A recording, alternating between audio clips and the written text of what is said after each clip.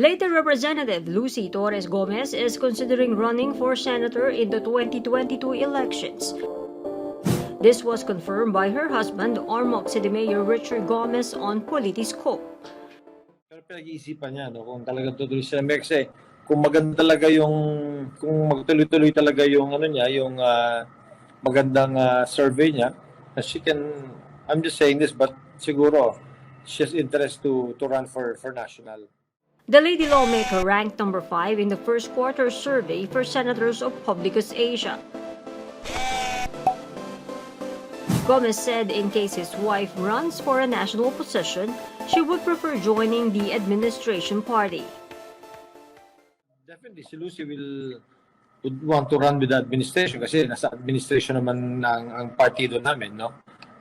Pero hindi niya pipilitin yun. Pag hindi siya, for example, pinili ng administration, then she will not force the issue. She will just stay in Ormoc. Gomez had earlier announced his plan to run for his wife's post in 2022. Torres Gomez may switch places with him and seek the mayoral post. The lady lawmaker is on her third and last term in the House of Representatives. Si Lucy this is her last term already.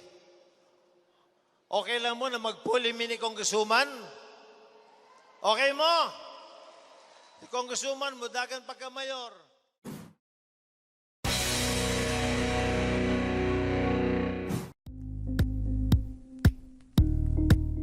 Thank you for watching Politico TV. Please like and subscribe to our channel for more videos.